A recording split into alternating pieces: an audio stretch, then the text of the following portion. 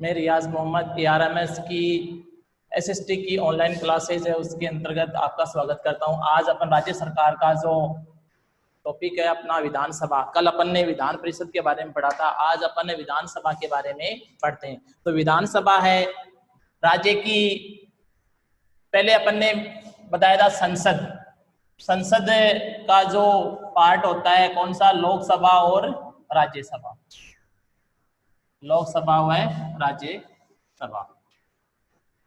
तो लोकसभा के अंतर्गत जैसा कार्य लोकसभा करती है वैसा ही राज्य के अंदर विधानसभा करती है। दूसरा जो सदन होता है अपने संसद में पढ़ा था राज्यसभा, वो क्या होती है, अपना जो विधान परिषद है उसके राज्य में विधान परिषद के अकॉर्डिंग कार्य करती है।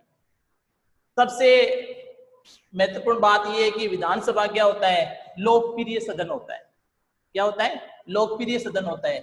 इस विधानसभा का जो आर्टिकल है वो 170 के अंतर्गत है इसकी स्थापना की गई है। विधानसभा वो निम्न सदन होता है, राज्य का निम्न सदन किसको कहा गया है, विधानसभा को। और अगर अपन भारत की देखें, केंद्र सरकार की देखें, तो संसद के अंतर्गत निम्न सदन किसको कहा जाता है, लोकसभा को कहा जाता है। इसके अलावा ये क्या होता है, अस्थायी होता है। राज्य की विधानसभा क्या होती है, अस्थायी।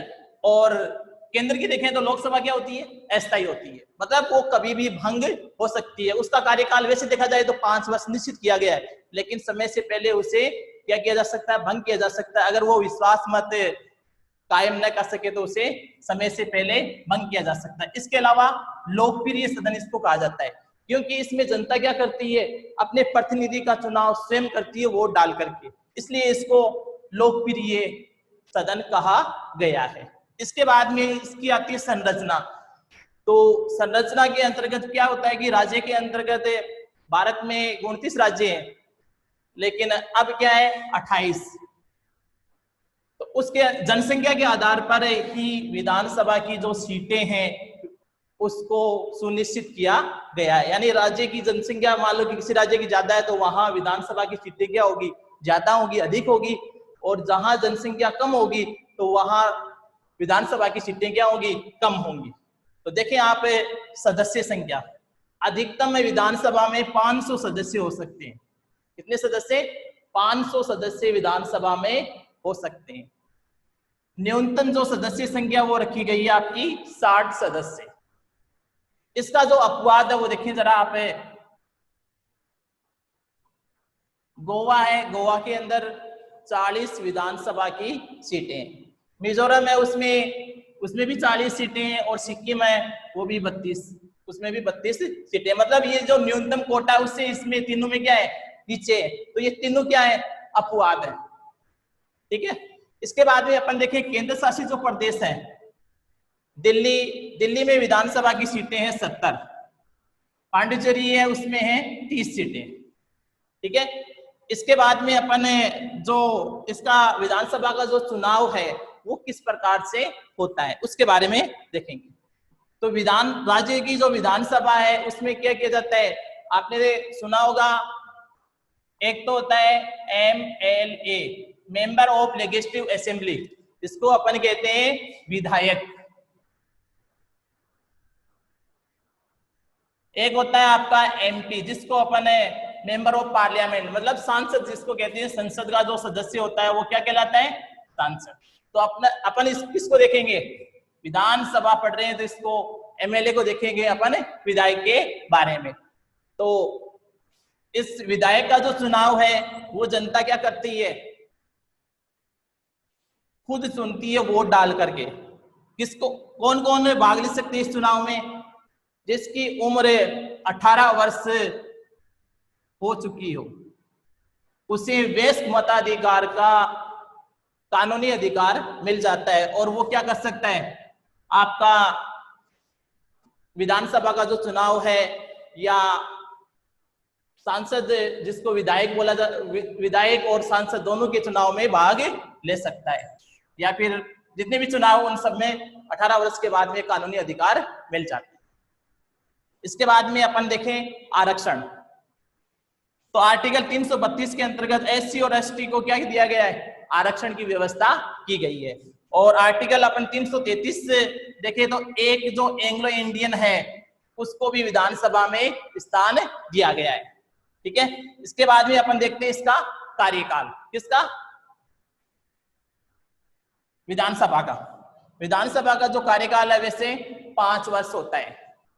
ठीक है, लेकिन इसके लिए 2 शर्त हैं। क्या है, मैंने आपको बताया था कि राष्ट्रपति की जो आपातकालीन शक्तियां उसके अंतर्गत क्या होता है, राज्य का जो शासन है वो विफल हो जाता है, मतलब मुख्यमंत्री शासन चलाने में सफल नहीं हो पाता है, तो राष्ट्रपति क्या कर सकता है, वहां पे अनुच्छेद 356 के अंतर्गत राष्ट्रपति शासन की व्यवस्था कर सकता है। इस प्रकार से समय से पहले 356 के अंतर्गत राष्ट्रपति आपातकाल लगा करके उसको भंग कर सकता है। दूसरी इसमें क्या है, बहुमत समाप्त हो जाएगा तो भी ये क्या हो जाएगा, आपकी जो विधानसभा है वो क्या हो जाएगी, भंग हो जाएगी।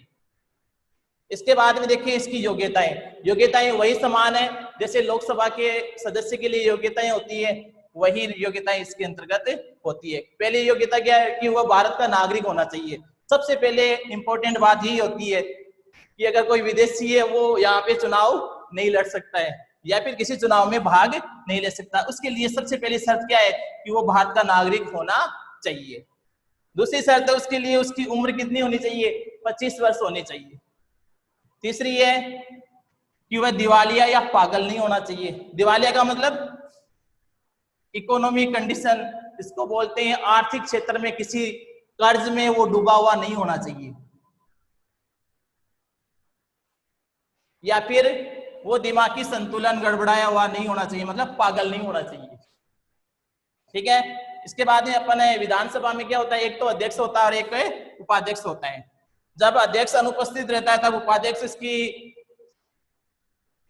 अध्यक्षता करता है और जो अपना त्याग पत्र है वो एक अध्यक्ष उपाध्यक्ष को और उपाध्यक्ष अध्यक्ष को दे सकता है। इसके बाद में अपन देखें इसकी कार्य और शक्तियां, कि विधानसभा की जो कार्य और वो शक्तियां क्या होती है वो देखिए आप। पहली शक्ति इसकी बिल या विधेयक को पारित करने की शक्ति।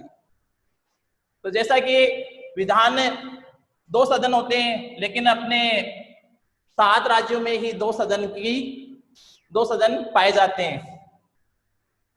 अपने राजस्थान में केवल एक ही सदन है, वो कौन सा है, विधानसभा।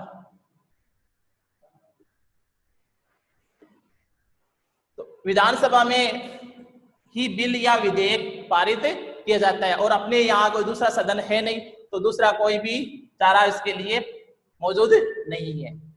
दूसरा आता है इसमें मंत्रिपरिषद विधानसभा के प्रति उत्तरदायी होती है।